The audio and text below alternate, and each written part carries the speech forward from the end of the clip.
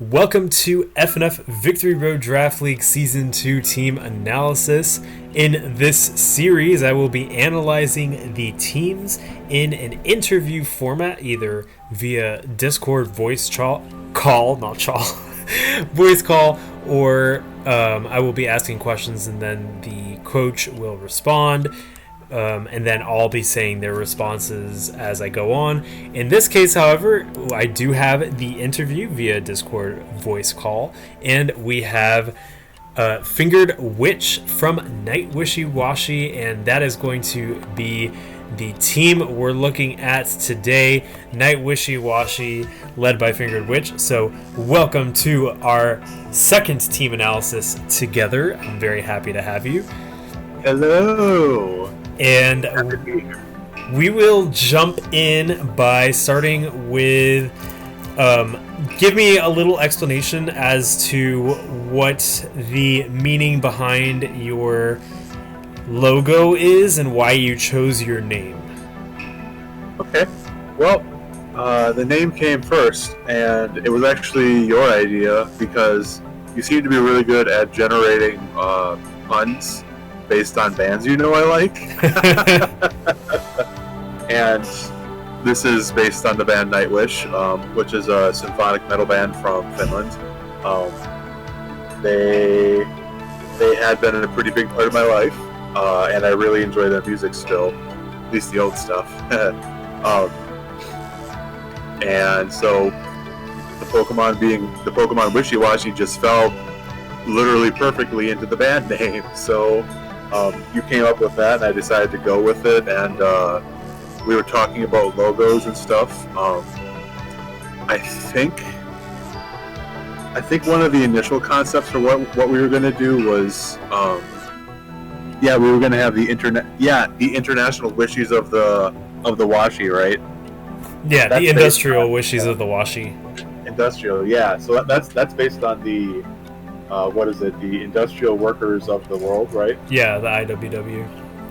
Which is I don't know a whole lot about it, but it's one of the most well-known workers unions, right? Yes. And they advocate for a lot of good stuff, so there's a double layer upon there of both Wishiwashi with the IWW and with Nightwish, Iwashi. And then in discussing logos, you made the little IWW with the Wishiwashi in it first, and then I was like, oh, how do I tie Nightwish to this? And then I realized that my favorite Nightwish album cover, which is the cover you see here, it's for the album Once, has a circle on the pedestal that the angel's leaning on, and it just the circle fit pretty much perfectly in that. And then we messed around with a little bit and tried to get the right kind of effect on like the cloud behind the title Nightwishiwashi to match the album, and to use red to carry the color. And I clipped out a little bit of the IWW badge so you can see the angel's finger and stuff like that. It just came together really well. As far as why it's my favorite album cover, I just think it's beautiful. That's probably one of my favorite statues I've seen before. It's Angel of Grief by William Wetmore's Story, and it's one of the most famous statues in the world. It's actually it's actually a grave statue. It's really nice. It looks really nice. Yeah, it is. I've always just found it exquisitely beautiful. Apparently, it represents, according to him, it represents the angel of grief and utter abandonment, throwing herself with drooping wings and hidden face over a funeral altar. So that's kind of dark, I guess, but I'm here for the aesthetic. And yeah. So I fully believe in embracing dark things. Yeah, but of course. Not stewing in them. So that's the explanation behind my my band name, behind my team name and my logo. And thank you for helping me with that, by the way. I really appreciate it. I think we came up with something awesome. Yeah, it does look really nice. It's one of my favorite ones to look at because, especially the red cloud, it kind of ties everything together. So And that was totally by accident. I remember when I was trying to layer the clouds on, it was actually to make them blend in with the background, but then the red came, and I was like, oh, this looks too cool to not use. Yeah, I think you were messing with layer effects, and I think it was normal, and then you were like messing around, and you put it on like can't remember what it's called.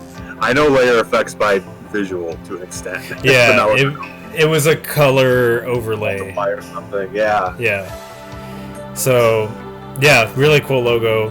I definitely like this one a lot. Your Butcher's Blissies one was good too. I'm excited to see what you use in the future. I'm trying to think up what a Camelot one could be. Eventually I will. But so that's the background behind Nightwishiwashi, the name and the logo. And we're going to jump into the draft. So this draft actually bears a little bit of a resemblance to the last time you drafted in Season 1, specifically with Mega Altaria and Lurantis. And did you use Ditto? Yeah, and Ditto as well. So let's just go into... Well, first of all, let's talk about those three since you had them in common. Why did you use those three again this season? Why did you use those three again this season? I really enjoyed using Lurantis last season. It was one of my star Pokemon. And I don't know, I just really felt a connection with it. I don't mean like on an emotional level, but I just mean like, not that that would be a bad thing, but I just mean like, I felt like it was a Pokemon like I understood how to use pretty well, and same thing with Mega Altaria, and together they make a pretty good core for my team, I think. So that was one of the things that I was trying to bear in mind, was starting with a strong team and then branching out from there. And Ditto, I found to be really useful in tight situations last league. Yeah. So that was one of the reasons I wanted to pick it, as well as, I mean, we're not talking about the others yet. That's also one of the reasons I picked Mew. I really like picking Pokemon that can be versatile and have a lot of different movesets and that have access to like unique or weird strategies and stuff. So I would include being able to like transform the other Pokemon to throw the opponent off, or to use almost any move with Mew. Never know what to expect, as ways to kind of do that, I guess. Yeah, I do think that Mega Altaria and Lurantis and Ditto were some of your really good Pokemon last league, so it definitely makes sense as to why you carried them over. And it provides that nice kind of familiarity on which you could build your team from, so I think that was a smart move. Let's speak about the others now. You said you liked versatility, and that was something that you mentioned in Season 1 too. And it does look like that was kind of like a guiding principle of which you drafted your team with, because there's a lot of Pokemon on this team that can do quite a few different things. I also finally got a ground type. That was also important to me. I was like, this is a glaring weakness, so I need to make up for that. And it's good, because Nidoking did me pretty well. All those Volt switches, it's like, ha, no more. So there's that aspect, the versatility. Explain a little bit more what your thought process was overall when you were drafting your team, and if you want to mention specifics too, like specific Pokemon, you can. Yeah. The reason I wanted to do Wishiwashi in the first place, aside from just like the excellent funness, is because I think it's a cool Pokemon, and I really like its strategy. That also ties into where the IWW pun came from, because Wishiwashi is all about unison of the movement, right? Yeah. It's all about the collective, and I think that's a pretty important value to me. So that's why I incorporated it into my team. And I also just, like I said, I really like this strategy of, just sending it out, and then it gets big and bulky. It can also be a weakness, which I definitely learned. But I think TLDR, Wishiwashi's cool, I guess. Well, you did over, not to spoil the battles because we'll be talking about those later, but with the Iapapa berry, you get to avoid that once. Yeah, exactly. So that was definitely helpful. I think I had I think I had another berry on it at one point, but it didn't activate or something. I can't remember exactly. But yeah, and as far as the other Pokemon go, I really wanted to get Scolipede because I think it's neat. It's like a bug horse centipede. And I really wanted to have a strong poison core because that would also play very well with Mega Altaria and Lurantis as well. Being able to cover some of the weaknesses that they have, like the Fairy type, for example, I could easily kill it with Bug Horse. Manhook, door, car, hand. Missed opportunity that wasn't the nickname for Scolipede. Yeah, really. I don't think there's enough characters.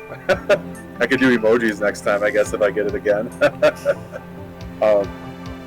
As far as Nidoking goes, I wasn't initially intending to have 2 Poison-type Pokemon, and I thought about trading in Scolipede for something else, but I was reluctant to because I like it, so I didn't. Relatable. Deciding, I think the last two Pokemon I decided on were Sizor and Honchkrow, right? Because I remember I was talking with you about it, trying to figure out what would be good. Yes, actually, so there's actually a mistake in this. The last slot should actually say Honchkrow and not Incineroar because you got Incineroar later. Yeah. So, clown moment by me. Wow, way to go! Banished to clown school. As if clown school is a punishment, not a reward. Hypno's clown school coming soon. Well, not coming soon, unless you do another Hypno's set. Yeah, true. But anyway, spoilers for the next league that hasn't happened yet. But yeah, I picked Honchkrow because I needed some coverage of flying and dark, and also its power and sucker punching. I think that's the move it has, right? Sucker punch. Yeah. Is good. Unfortunately, I often forget about priority moves, so I didn't really utilize it as well as I probably could have. And aside from that, it also had its own shortcomings, and that's why I ended up trading it in for Incineroar. I get that same coverage. I get that same type coverage as well as getting fire, and getting a way wider move pool, a lot more versatility. More bulk and intimidate. Exactly, and also I just really like the concept of Incineroar too. I'm a big fan of wrestling, for better and for worse. And I always really like that's literally the heal Pokemon. So it's cool to get to use it as well. Let's see, and then I think all that's left is Dhelmise, Electros, and Diancie. Electros?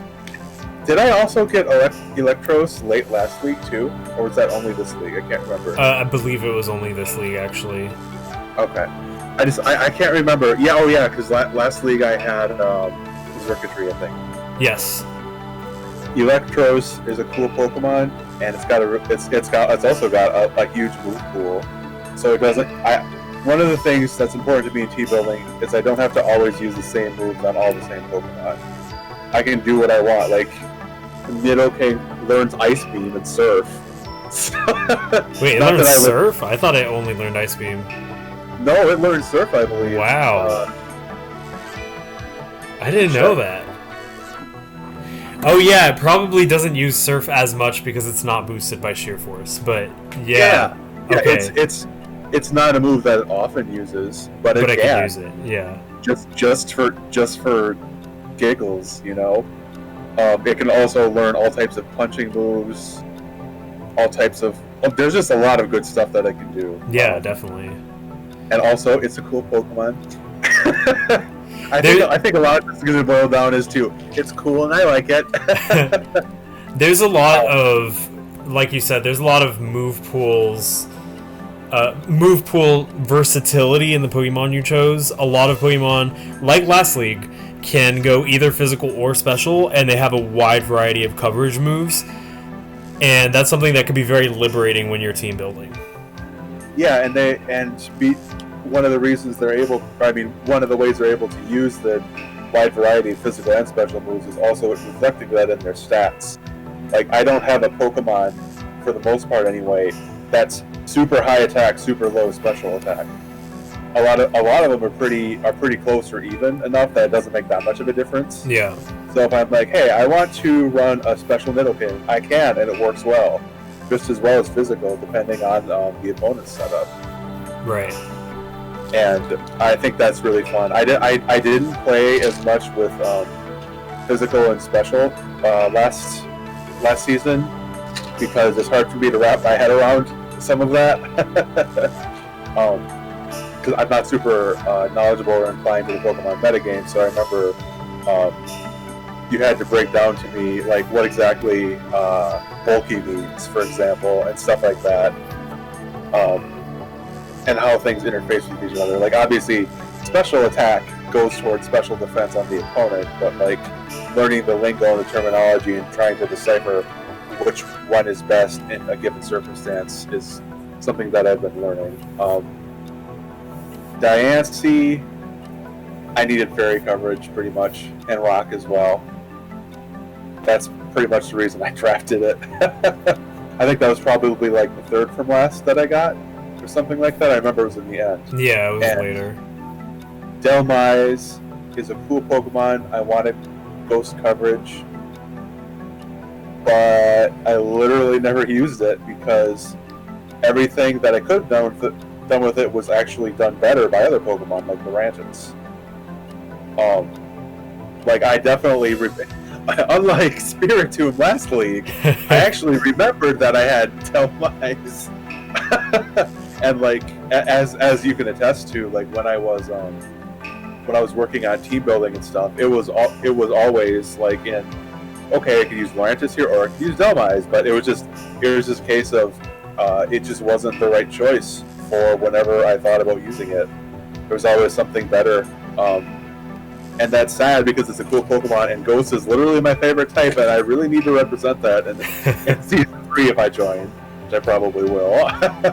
You need to get yourself like a super intense Ghost type that you could just be like, okay, here. Yeah, I don't want to let the Ghosts down. Well, overall, your team was really fun. I actually tried it out, tried team building with it a few times, and it was pretty fun. I like the versatility you have in the team, and overall I think it was a pretty strong team. Like I said, error, it shouldn't say Incineroar there, it should say Honchkrow. Incineroar comes later. But yeah, overall I do think this was a cool team. And was there any, before we move on to the battles and stuff, was there any specific strategy that you wanted to try?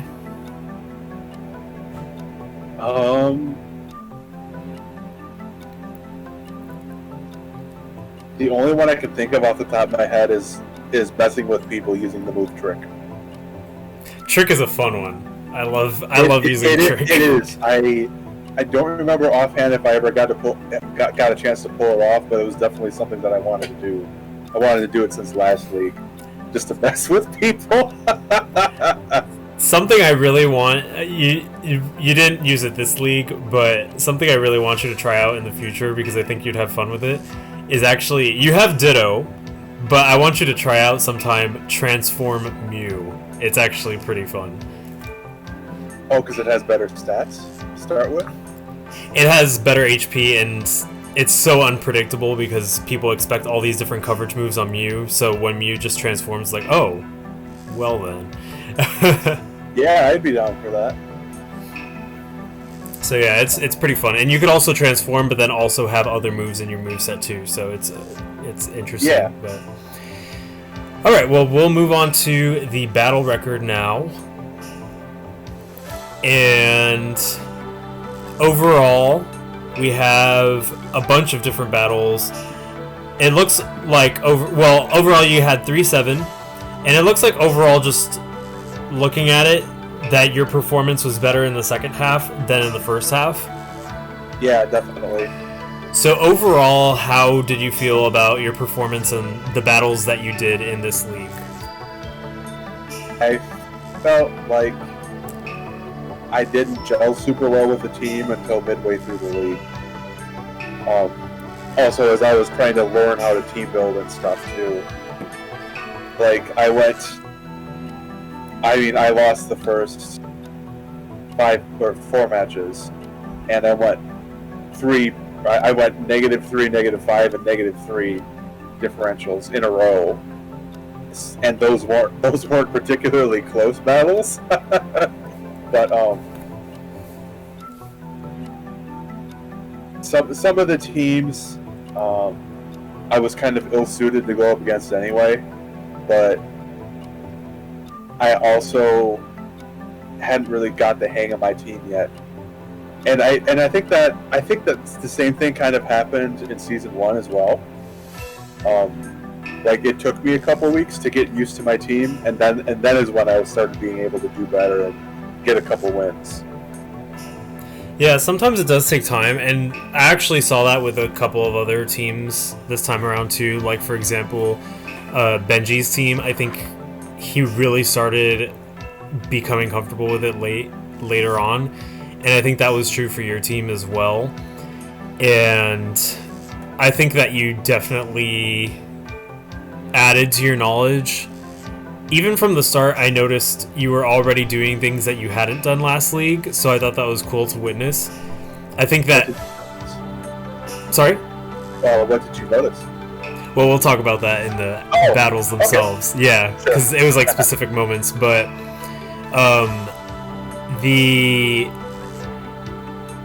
fact that everybody has learned so much from last league really showed, and you were not an exception to that. You were part of that. So I think it'll be interesting, and also I think that there were good lessons to learn from the battles that you had, especially in the beginning, that I think that maybe you incorporated later on. So yeah. Before we move on to the battles themselves, what did you think? Well, was there any team that you really wanted to face or you were excited to face? And was there any team that you were like, oh gosh, this team is really scary, I hope I don't have to face it? Both of those emotions, but about you specifically. When we got paired up to fight, I was like, oh my god, what am I going to do? It's freaking Noel of all people. I'm glad we got to face each other though, because it was fun. It's not like you're perfect or anything. It's not like you've never lost, or that I couldn't potentially outspeed you. Yeah, right. I hate running. You do sprints, I hate running. But that I could beat you. But it was just like, whoa. It was so weird that we got paired up to fight. But I was really excited to actually do it. I was really looking forward to our battle, really. Yeah, it was definitely a fun one, and we'll talk more about that one when we get there. But I guess we could start going into the battles if you're ready, so that we could start talking about some of the moments. I'm going to give a quick shout out to Eric as the one team that I didn't want to face, and it's beat solely because of the name Florida Flesh Ribbons. I hate it. It's so gross. It's funny, but it's so gross. Yeah, I think that takes the cake for the most cursed team name this season. Oh, yeah. Shout out to Eric, though. Love you, Eric. All right, well, we're gonna jump in. You actually didn't face that team, so we won't have to say that team name too much. Don't make me say it out loud again. All right, so we are going to jump in to your first battle versus Colin's team, Blitz City Haxorus. And actually, when I rewatched this battle, it was really exciting. There was a lot of switching going on, and there was a lot of interesting decisions. I think that Well, I'll let you say what you thought about this battle, and then I'll say some of my thoughts. I don't have a whole lot to say about the earlier battles because I didn't remember them, and I didn't rewatch them because I knew if I rewatched them, I would forget them anyway. because there are so many, I'd mix them up. But something I will say about the switching in is I think I remember you commenting on that after the battle, and maybe probably mentioning it during commentary too. This season, I learned to switch in and out a lot more. Yes. Including using moves like U-turn and volt switch as well. And I think that's definitely been an asset and something I learned how to do. So I think that played in my favor a lot. So one of those things that I said, like, I think that you had learned was that, and you exemplified that right off the bat in this one. You did have a really good strategy. There was one moment that I think if it went differently, which I think was maybe the lesson to pick up from this battle. You had Honchkrow out with +1 because of Moxie, and Zerkatry came out, and Zerkatry outsped Honchkrow. But if you went with Sucker Punch, I think it actually would have killed Zerkatry, and you would have just swept with Honchkrow. Absolutely. That's exactly what I meant before about, like, I got it so it could do that, but I didn't do that. But even... regardless, it was frustrating. Like, I wasn't like angry, but it was just like a clown emoji. Even regardless, though, you did pretty well. It was a 3-0, but it was a lot closer than it seemed because Rotom Wash was down, Mega Pinsir was almost dead. Rotom Wash is so annoying. Yeah, Rotom Wash was like the bane of your existence in that fight. Rotom Wash is... I was proud of myself being able to knock it down a couple pegs at least. Yeah, Rotom Wash is a special kind of fun to face. But I'm going to invent a Rotom Dryer specifically to fight that. But I think overall, you did do pretty well in this one. Colin's also a really good opponent. Sure. And ditto, if it wasn't burned, it actually probably would have been able to go through with it as well in the end when it copied Mega Pinsir. But really interesting battle to start things off with. Again, a 3-0, but it was actually a lot closer than the score suggests. So we'll move on to the next one, which is Detroit Dinos versus Nightwishiwashi. And in this one, Rotom Wash was the bane of your existence in the first one, but I think this one was like the battle where there was just two Pokemon that were like the absolute bane of your existence. And they were Heatran and Mamoswine. Yeah. I got two opponents in a row of that had Pokemon that just really either tripped me up or was just really hard for me to deal with them. I think Heatran specifically because it had a balloon, so you couldn't use any ground moves on it. And I think later, when you were going to use Earthquake, you maybe forgot it was holding a balloon. Yeah, I totally forgot. So that was also definitely a clown emoji moment. Yeah, Heatran has its special way of being really intense.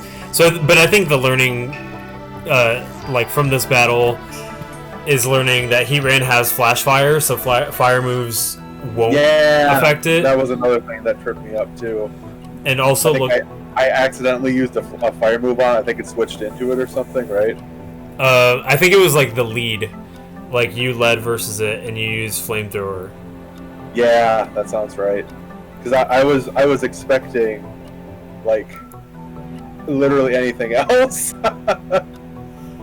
I was expecting Doublade for some reason, or maybe Mamoswine. I mean, it wouldn't have been as effective, I don't think, because Rock has is less weak to fire, I think, right?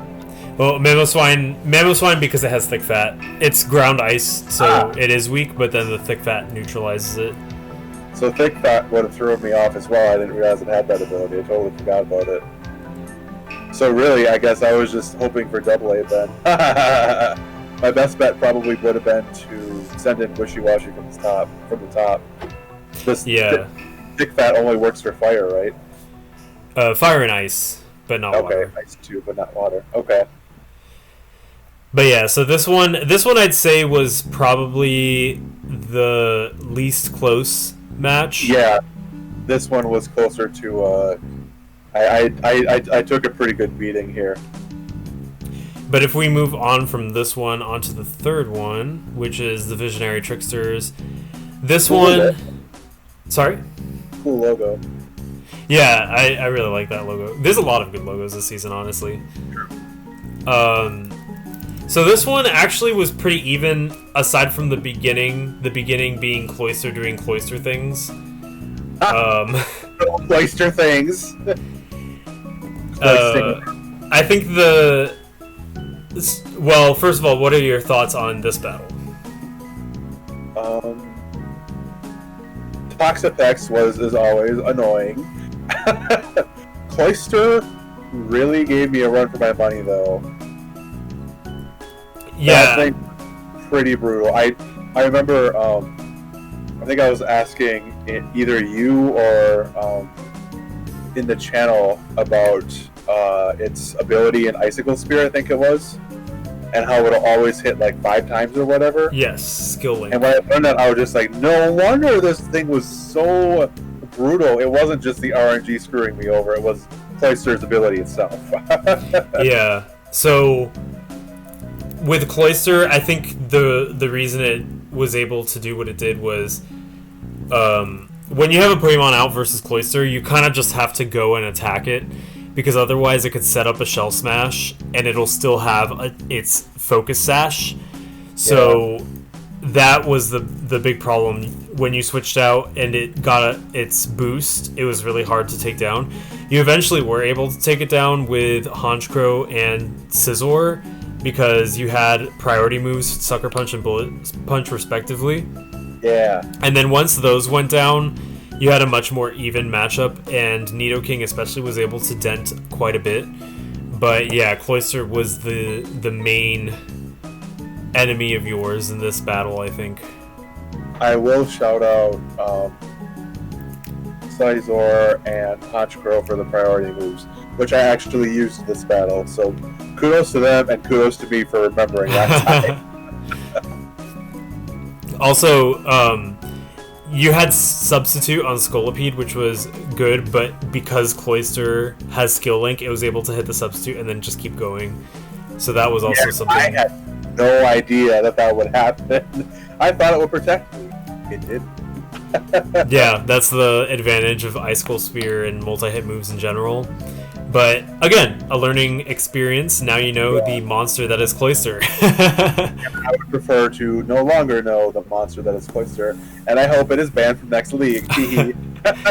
Well, to King Fuse's dismay, Cloyster has moved up from Tier 3 to Tier 2 for Season 3. So I think that's valid. not just because I hold a grudge either. But anyways, so we're going to start moving on to the turning point, and it coincided actually with this exchange, where you exchanged Honchkrow for Incineroar. Yep, I traded in a Mafia boss for a wrestler. I think that was a good choice. Incineroar, I mean, we'll talk about it more as we continue here, but Incineroar did me a lot of good this league. I feel like it was the missing link. Yeah. Not in terms of evolution between human and ape, but but in my team, once I had it, I feel like everything gelled more, and it was so versatile that it was what I needed really, and with it, I was able to do much better. Yeah, I think it's no coincidence that your turning point started here, where your battles became a lot closer when you lost, and you had wins as well. So I think this was a really good switch with you. Actually, it was unfortunate because I was keeping my eye out just to see what Pokemon you would like, and I believe that you had exchanged first the prior week when exchanges first started, I think. and Sir Roland actually exchanged Incineroar after you, so your turn had already finished, and then Incineroar became available. So you needed one more week to pick it up since you were first in the lineup, or not first, but earlier. But I told you, like, hey, Incineroar's available now, and I know you wanted it, so... Yeah, and it's fine that I didn't get it the previous week because things might have been I might not have been able to take care of Cloyster if I had Incineroar as opposed to Punchcrow.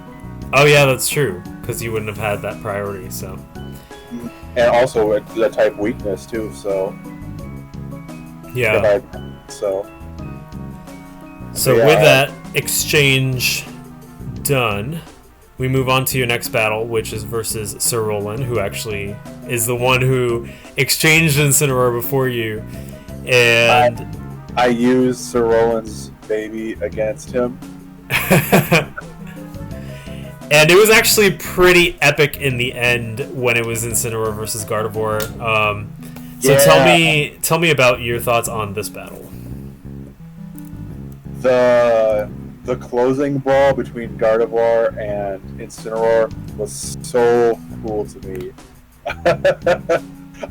I don't know if it's just because it's a wrestler and I love close matches anyway, but like that got really close in the end, and I really like the concept of two Pokemon just totally slugging it out till one of them goes down. If I recall correctly, Incineroar pretty much barely survived too, right? Incineroar barely survived the Moonblast. Then Gardevoir barely survived the Darkest Lariat, and then Gardevoir took down Incineroar. Yeah. So it was so close. It was down to the wire. This was a really exciting one. There was a lot of back and forth happening, and you actually had the advantage, I'd say. But Gardevoir really benefited Sir Roland, especially with its ability Trace. If it didn't Trace Intimidate at the end, you actually would have won with Incineroar. But Trace really came in clutch there. But it was just super close. So I think this was the start of your ascension and your really fun battles as well. I agree with that. And that showdown between Gardevoir and Incineroar, obviously Incineroar ended up going down, but that's still probably one of my favorite moments from this league. It was just such a viscerally cool concept to me. Yeah, I agree. And also, last league, I actually asked you who your favorite trainer was to fight, and you said Sir Roland, and I think you also had a really good time in this one, if I remember correctly. So... What did I have like a cool moment last time with him too? I think it was just really back and forth, and it was another intense one. Yeah. And your battle styles just really like lent themselves to it being such a back and forth battle. It's cool. I'll keep that in mind. So, season 3, if we both enter, I'd have another thing to look forward to. Yeah, definitely. And Sir Roland is just cool. Shout out to Sir Roland if you're watching this. I don't know him, but he rolls, and that's what's important. Alright, we're going to move on to the next one. Wait, that sounds like a weed joke? I don't know about that, but I was just making a pun on his name, okay? Outed as a weeb. Oh, I didn't say weeb, I said weed. Oh, I was like, there's a rolling anime? I know a lot about anime, duh. Alright, well, we got... Star Conquerors. Yes, the Star Conquerors. And this was versus the Rain team, so... What did you think of this battle? I thought it was surprising that I always pronounce it differently each time. I thought it was kind of funny to myself that I forgot to put a stronger electric move than Volt Switch on it, considering I was facing a Rain team. But it seemed to work out because you took out Pelipper with it. Yeah, true. That's your main thing you needed. it ended up being that not too many actual water type Pokemon that would be good against came anyway to that battle, so it was fine. Mega Altaria and Nidoking had a good showing this match. I think this was probably one of Mega Altaria's better showings this season, I mean. Yeah. Yeah, Mega Altaria had a good time in this one for sure. Nidoking as well. I think Vaporeon was your biggest problem at the end, but once you were able to take it down with help from Electros, it was pretty smooth sailing for you. Why is it always the water Pokemon that give me so much trouble? Like, especially when I have like Lurantis, there are so many annoying water types. It's just a very versatile type, and they're bulky usually, so. Yeah. But this was a really fun one, and I think this was one of your best performances for sure. Yeah, I agree with that. So we move on to Ferocious Victini. And in this match, well, what are your thoughts from this match? I felt like, it was this team. I kind of felt like I ran into a brick wall a little bit. So it was interesting because throughout the league, numerous times, Tapu Bulu's grassy terrain actually ruined a lot of opponents' strategies versus quests.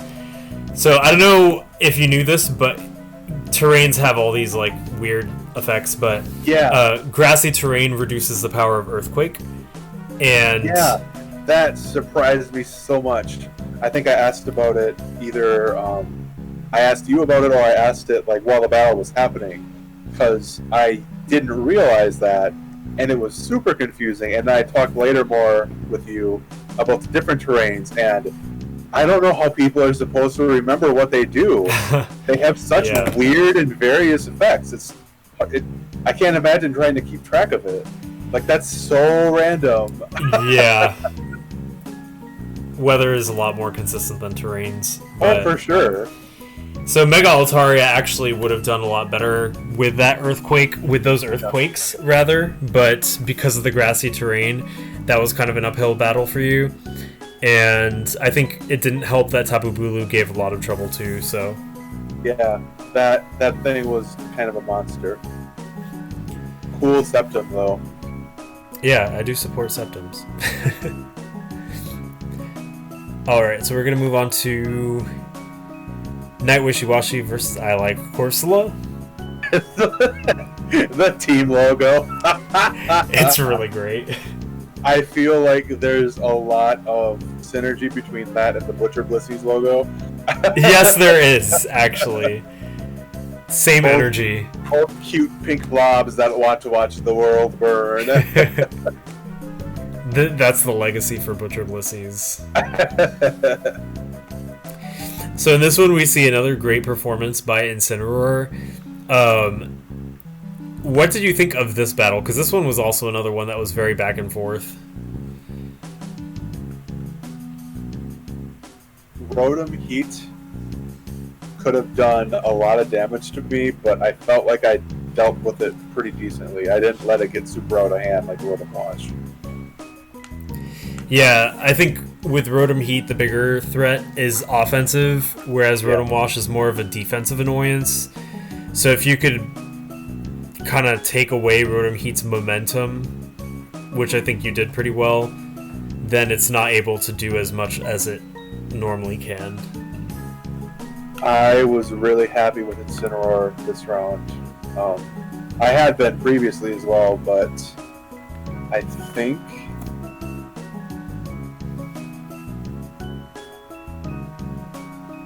I actually just noticed an error on, I think, slide 15 of my match versus the Star Conquerors. Incineroar has nothing in its column at all, whether it be kill or defeat. Oh, really? Yeah. Blank. It's on slide 15. But I was looking back, see, yeah. So the week against Islet Corsola was Incineroar's strongest showing up to this point. Yeah, it got 3 kills, which is really impressive. It won me the match. It really did. Let me see. I'm checking now to see if that was... Sometimes I make mistakes. It's okay, you're a human being. Okay, so in week 5, I believe, was when you faced the Star Conquerors. Yeah, it actually shows in the doc that Incineroar didn't get any kills. It didn't get any kills, and in the PowerPoint, there's no defeat marked either. Yeah, it didn't get any deaths either. It was alive, but hadn't killed anything. But it also... Oh, I'm sorry. Differentials confuse me. It's alright. I'm thinking kills... kills being... It knocks out the opposing Pokemon, and defeats as in it's defeated by an opposing Pokemon? Yeah, correct. So it wasn't defeated, but it didn't kill anything. How could it... Oh, because I won. Oh my gosh. My bad. Brain fart. Sorry. It's alright. So anyway. So the battle with Z-Quigs. I think that it was really surprising because there were so many moments where there were critical hits that changed the course of the match. You had one, and then also Z-Quigs had one, because you had Mega Altaria with a Dragon Dance ready to go, and then the critical Moonblast took it down in one shot. Yeah. So that was pretty rude. I can't remember if we exchanged 2 or 3 criticals, but it was almost in a row if I recall correctly. Yeah. It was insane. It was like, whoa. I think it was 3 turns in a row. I don't know, but if it wasn't, it certainly felt like it was, and they were really close together. Yeah. So that was an intense one, but I think that was really exciting to play. I mean, also frustrating because the RNG was screwing me over, but whatever, it happens. Yeah, and also, like, it was on both sides. Like, you had a critical at one point, Z-Quigs had a critical at one point, so at least it was somewhat balanced. I think the worst one was definitely towards Altaria, because otherwise it would have swept, but still, it was... the one time I actually set up Dragon Dance on Altaria and was ready to do it, like in my entire lifetime of using Mega Altaria and Pokemon, I don't generally use setup, but I did, and that's what happens. That's very rude. It was so unfortunate, because I remember watching it and being like, oh my gosh, they set up a Dragon Dance, it's about to happen, and then critical. Yeah. But I'm not saying I cried, but I cried. No, I didn't cry. But this was another one that was really fun for sure. I think Assault Vest Mew was also a really good choice for you because it was able to survive so many special hits. Yeah, definitely. So that was really... Sorry, say that one more time. Oh, I just said, yeah, Mew. I was just agreeing that Mew was pretty sturdy. Oh, yeah. So, moving on to the next one, Rio Grande Rapidash versus Nightwishiwashi. And this was another pretty close one, in which Incineroar also helped a lot. I remember seeing Incineroar was really able to keep Dusclops at bay, and Dusclops is a Pokemon that you definitely want to keep at bay. So that was really good for you, I think. Yeah, I agree with that. Lurantis also did very well for me this time, too. Yeah, I believe it took out my Milotic and maybe Crocodile or Diancie. I'm not sure which one, but... I'm not sure either. It couldn't have been... Oh, you meant Mega Diancie. I was going to say, how could it be Diancie? I have Diancie! Lurantis assassinated my own Pokemon. It's turncoat, I guess. But yeah, this was a pretty exciting match. There was a lot of back and forth, and it was definitely a closer match than Ember expected it to be, and I'm glad that it was closer too. we both really gave it all up, gave it our all. I felt. Yeah, definitely. And once again, it came down to Incineroar in the end, who managed to clinch it with those giant, absurdly large hands. It's a theme that Incineroar is always like your last Pokemon, and yeah, it generally did pretty well for you throughout the whole league. So interesting how that plays out. We'll move on to the next one, which is versus me, Sun and Friendly. Yeah, we fought each other. And this one was really fun because my game plan was setting up to get Shiftry to sweep, and it happened in the end, but you were able to intercept that so many times. Yeah, I remember it being really back and forth. Yes. I knew what you were trying to do, and I did everything I could to prevent that. I think Swords Dance on Incineroar was really smart for you here because I was switching a lot when it came in on Shiftry because it countered it so well, and you were able to get a Swords Dance off, so I think that was also really smart. Yeah, if I recall correctly, that was unexpected, wasn't it? Yeah, I didn't expect you to go for the Swords Dance on Incineroar. Because Incineroar usually doesn't use Swords Dance, so that was something when I was looking through the move pools, that was something I discovered, and I was like, I didn't know how often it would use that. Anyway, I mean, like in normal circumstances, not by Joey circumstances, but I thought that it would be useful, and it actually really played in my benefit here. It allowed me to keep shooting at your Achilles heel, I guess, so to speak. We also had a moment where we both Swords Danced, and you were like, "This is awesome." Yeah, that was another really cool moment too. So this was definitely a really fun one. I think that we both had a really good time doing this one. Absolutely. And Shiftry ended up coming in for the win for you, and very much swept me right back under the rug. But I really didn't mind. It took a lot to get there, though. Exactly. I put up a good fight to try to prevent that, and I did for a while. So. And then finally, your final match is Moon Drinkers, and again, a very close one versus a very formidable opponent. And once again, we have Incineroar being your MVP. Yep. So, how did you feel about this one?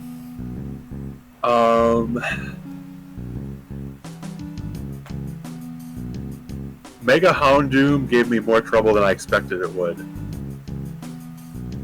Yeah, it hits extremely hard, especially in the sun. Because I had both ground type coverage from Altaria and Nidoking, but Mega Houndoom still managed to get 2 kills. So that was surprising to me. And Garchomp did a lot too. Yeah, that's right. I was expecting to be able to handle it with Mega Altaria, but I think Mega Altaria went down before Garchomp came out. Yeah. Yeah. So that was my mistake there, was not also backing it up with another Pokemon like bringing Wishiwashi with me, or trying to keep Nidoking alive long enough to use Ice Beam on Garchomp. That would have been good, I think. I think one of the most hype moments of this match was when you sent out Ditto on Golduck when it had set up so that you copied the setup. Yeah! That was awesome. I felt like a smart cookie for that one. I was like, I did a thing! I think that was really fun. And a really close one. It was down to the wire. So that was also a good way, and I think it was a good ending to the league that you had. Yeah, I agree with that. So now we have just all the Pokemon listed with the differentials, the usage, and I'm actually surprised that you brought Incineroar to every match that you had it, since you didn't have it to the beginning, so it's 100% from what you had. Its usage would be 100% if we didn't account for the time that it wasn't on my team. Yeah. And it was definitely the star of the show. It had a +6 differential, so it was on the top 10 MVP, I believe. Oh, good. I really wasn't expecting Incineroar to be my MVP this time, but it really, really was. And I'm quite happy about that. I just think it's neat. I think the other Pokemon, the reason why their differential is a little lower was because Incineroar got so many of the kills that is, yeah. They, even if they weakened something down, they didn't end up getting some of the kills that Incineroar was able to finish off. One thing that I'm sorry, go ahead. I was gonna say one thing I found interesting as well is that you brought Electros to every single match. I didn't even realize I did that. I brought it to every single match and it still died 9 times. That's funny to me. But it was your most used Pokemon. Yeah, and I still like Electros, obviously. And it still did good at what I was able to think to have it do. Yeah, definitely. I was really happy with Nidoking as well. It served me very well this time. And it's definitely a Pokemon I'm considering for future rounds, future seasons. I was a little disappointed that I didn't find more of a place for Scolipede. I only brought it twice, I think. Yeah. And it's kind of similar, I guess, to an extent to Dhelmise. Yeah, and that Nidoking Nidoking just did its niche better for the way I was using it anyway, for the way I needed to be using it against my opponents. So I didn't really get to use it that much.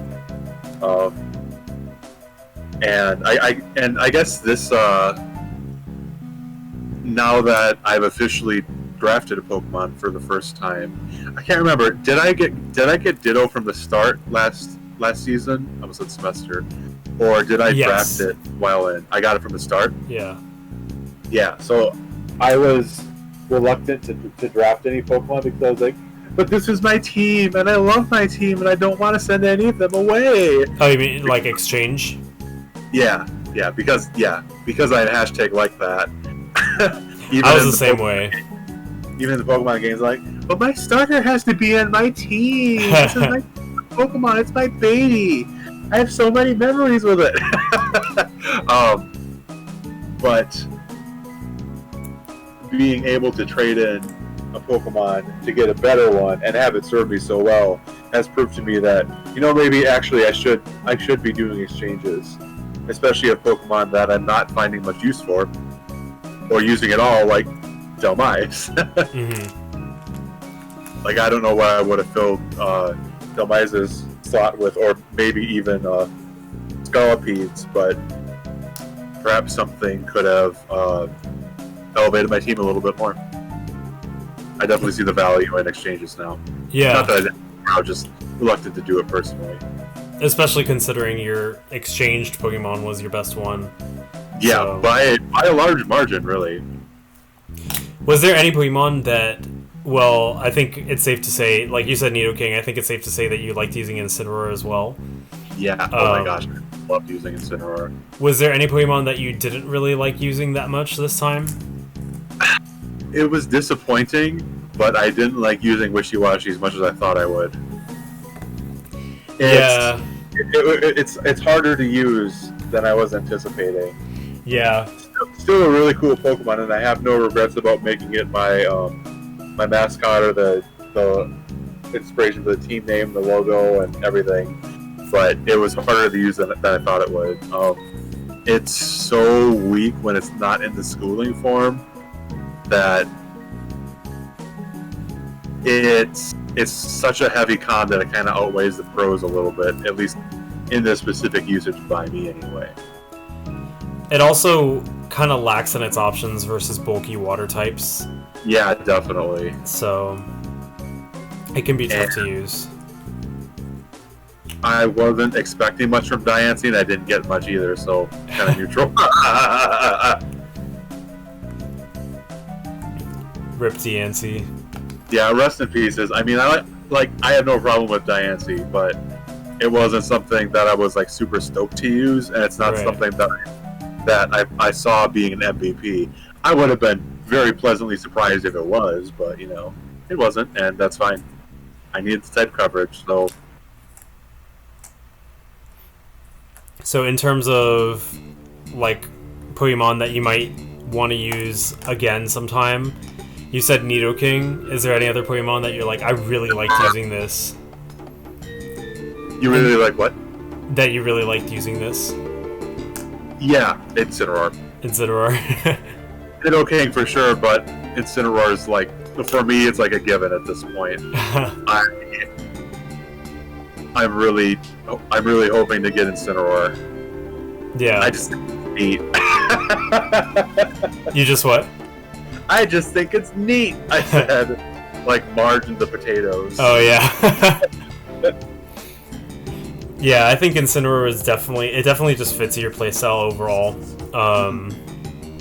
So yeah, I hope you could use it a little bit more, and Nidoking, because they're both really fun Pokemon. Any Pokemon that you're like, I'm not going to use this again ever?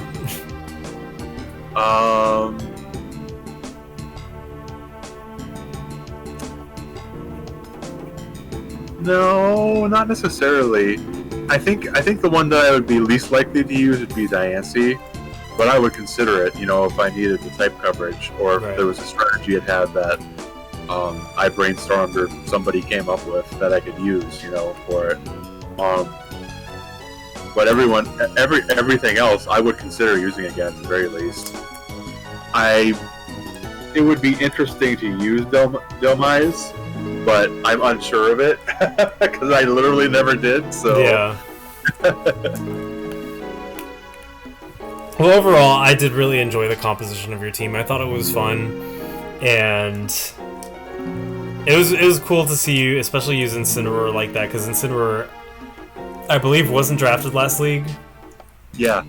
So, fun stuff there. Yeah. I'm glad I was able to give it some shine. So, for just any final thoughts we have, let's jump into anything that you learned this league about, well, anything, but the meta, like, not specifically the meta, but just like how to use different Pokemon, things you learned a bit in Pokemon or just from the league in general. Yeah.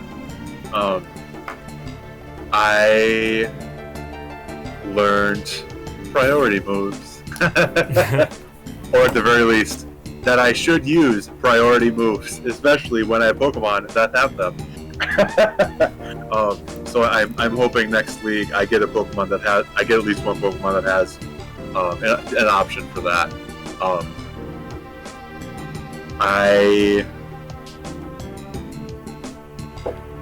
I learned how to team build more, like from you. How to kind of like look at what the opponent has and be like, okay, this might be good for this might not be good for this. Oh, that's something I forgot to mention. I actually used the Smogon database when I was fighting you. When I was team building for you, I mean, and I think that might be where I learned some of my weirder strategies that I tried to use against you. So I'm also coming to see that as useful as well. Yeah, it's a very valuable tool. It's so much information that it's scary and kind of overwhelming to me. But if I can figure out how to utilize it better, then I will. I also learned the copy Pokemon feature on the team builder. That's nice. That's convenient. And something that I would like to do for the next season, we'll see if I actually do or not, is more thoroughly investigate the opposing Pokemon. Like maybe trying to look at their stats more, or like ask you questions or other people questions about them and how they're used. Yeah. We'll see about that, because like I said, even just doing that for my own team is a lot for me. Yeah. But yeah, I think I'm doing better with switch-ins, as well as trying to predict the opponent's switch-ins. Yes. There were a couple of really good moments I had with that, I think, even if I fumbled it otherwise. And I also learned how to, I guess, kind of use that to my advantage sometimes, where, like, if I get trapped in a cycle with an opponent where we're both just switching in, switching out, switching in, switching out, like the same 3 Pokemon, that if I can think about that and it keeps happening, then I can take advantage of that and throw in something else to throw them off. Yeah, or even use a move to hit the switch in that might be predictable. Yeah, exactly. Yeah. And I think you did that, like, for example, just off the top of my head, in the battle with Z-Quigs, that was one of the things that you did that I noticed this time, predictions, where you used Earthquake on the Corsola switch into Incineroar, and it ended up taking it down to like 2%, and you were able to pick it off after. Exactly. I think I also played the looping switch-in games with Rotom Wash. Yes, yeah. Yeah. And that that was something that I was consciously thinking about when it was happening too. And also using Volt Switch to your advantage. I think you use that a lot with Electros and sometimes with Mew, because when you're hard switching out, like picking Switch instead of using Volt Switch, that's one thing. But when you use Volt Switch, you could be at an advantage because you know what Pokemon's out when you switch, so you could send in something more favorable. Well, and also you don't have to eat a move from the opponent right away, so it's also helpful. Yeah, especially when you have a slow Pokemon, so you get hit first, and then the switch-in doesn't get hit. So yeah, good stuff. I really enjoyed watching your prowess in this. I wanted to ask one more thing. Yeah. What was your favorite moment in the league? My favorite moment has got to be Incineroar versus Gardevoir. Yeah, that was. I thought you might say that. That was a really good one. I really liked some of the other moments that we mentioned in this conversation too, but that one's really the standout for me. I would love to like draw that or get art of that or something, just the concept, and maybe have it styled like 2 cowboys in like a final battle, or like 2 knights or something. I don't know, something cool and dramatic, probably. Do you have any final thoughts or comments or anything else that you want to add as we wrap up this team analysis? Not that I can think of, aside from the fact that I am glad that I decided to take the plunge and enter the preseason all those months ago, and then officially enter my own party, build my own party last season, and build on top of that now. I've really enjoyed this. It's been really fun, actually. It's been something to look forward to. I'm really glad about that. The opportunity. I'm looking forward to doing more, hopefully. I, of course, am happy to have you. I mean, we've been friends for like almost a decade. So it's really cool, not only like given that context, but also just seeing you enjoy it, but also like grow with it. And I'm hoping that that's true for everybody who participates. And I am really glad to see that people enjoy it. So hopefully there's more enjoyment to come with future seasons. You were going to say something? Yeah. One other thing that I just thought of, I really enjoyed in our match that we had against each other, naming my Pokemon after inside jokes. Yeah, that was awesome. I loved that. So excited when I thought about it. I was like, what kind of naming scheme should I use? I was like, oh my gosh, I should use friend memes. Well, you in general had interesting naming themes, because you did like fruits one week, spaghetti one week, Greek gods and goddesses one week, types of instruments. Yeah. So that was always fun to see. Okay, what's the naming convention for this week? Yeah. It's sometimes trying to figure out a name scheme is stressful, but it's usually pretty fun. I always just keep my names like the same because it's like as if that Pokemon is the same one going in each battle, but I like also seeing what other people come up with their names because it's always like a guessing game. Like, oh, what will it be? Yeah. The only Pokemon I have that have canon names, so to speak, are Benelu, the Lurantis, and Kratos, the Incineroar. I think I don't remember if I named Incineroar Kratos more than once, but the combination of that and the shiny palette is delicious to me. So as far as I'm concerned, that's my Incineroar's canon name. Even if I don't always have it as that, if I have a different name scheme involved. Kratos has nicknames too. Yes, he has, and I would know them. Eyes emoji. Anyway. Well, it was awesome having you in this season, like last season, and I'm really glad you joined, and I'm glad you had a good time. Me too. And that was Nightwishiwashi, led by Fingered Witch, and hopefully we will see you in Season 3 so that we could have a Camelot team. I feel like we need a Camelot team to complete the trifecta. Yeah. But, I agree with that, absolutely. So once again, thank you so much for joining me, and tune in for some more team analyses coming up, or analyses rather, coming up. This is just the first of a total of 16 that are going to be coming, and they're all really fun. I enjoy doing them a lot. So stay tuned for those, and until then, this is Noel from Sun and Friendly, joined by Fingered Witch of Nightwishiwashi, and stay tuned.